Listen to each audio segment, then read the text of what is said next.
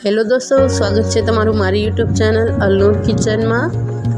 આજે આપણે બટેટાની ગ્રીન સ્લાઇસની સબ્જી બનાવીશું, જે ખૂબ જ ટેસ્ટી અને ખૂબ જ સરસ લાગતી હોય છે। એકવાર જરૂરથી ટ્રાય કરજો। તો જઈએ આપણે રેસીપીની ઓર। અહીંયા તમે જોઈ શકો છો, મેં બધી જ સામગ્રી તૈયાર કરી લીધી છે।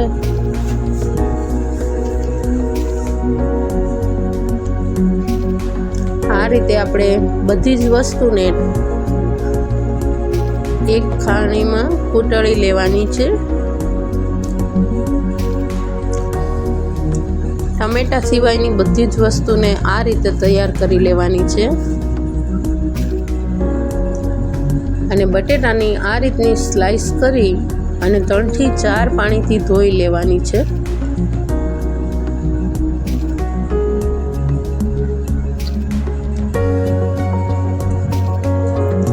હવે આપણે કુકરમાં તેલ ગરમ થવા રાખી દઈએ।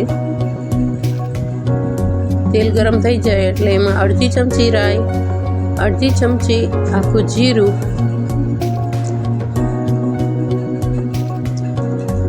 બંને સરખી રીતે શેકાઈ જાય ત્યાર પછી આપણે કૂટળેલો મસાલો ઉમેરવાનો છે। જે કૂટળેલા મસાલામાં આપણે આદુ, લસણ, લીલા ધાણા, લીલા મરચાં આટલું ઉમેરી અને એને 5 થી 7 મિનિટ સાંતળી લેવાનું છે।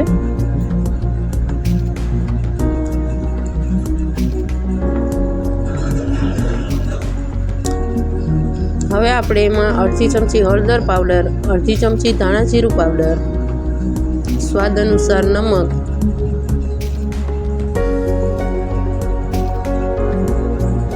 બધું બરાબર મિક્સ કરી લેવાનું છે। અને જો તમે આમાં હળદર સ્કીપ કરો તો પણ ચાલે, એ એકદમ વ્હાઈટ અને ગ્રીન સ્લાઇસ બને। હવે આપણે એમાં થોડું પાણી ઉમેરી અને મસાલાને બરાબર રીતે પકાવી લેવાનો છે।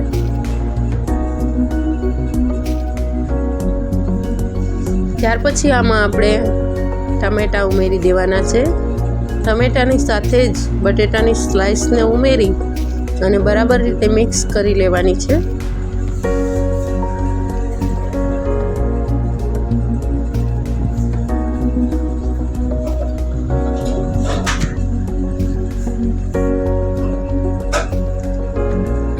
આ રીતે બધું પરફેક્ટ મિક્સ થઈ જાય ત્યાર પછી તમારે એને 2 થી 3 મિનિટ સુધી હાઈ ફ્લેમ પર પકાવી લેવાની છે।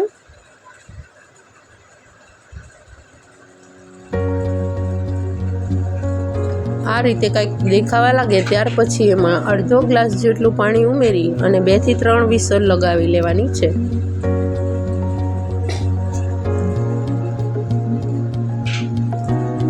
રેસીપી એકદમ સહેલી અને ખૂબ જ સારી છે,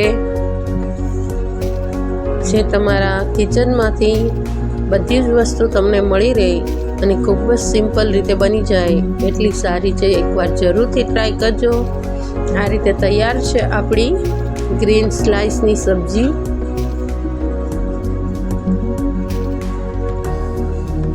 તમને મારો વિડીયો જોવો પસંદ આવતો હોય તો મારા વિડીયોને લાઈક કરજો, તમારા ફ્રેન્ડ, ફેમિલી અને ગ્રુપ્સમાં શેર કરજો।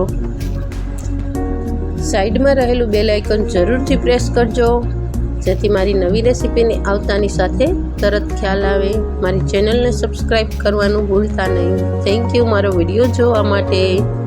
મળીશું નેક્સ્ટ રેસીપીમાં।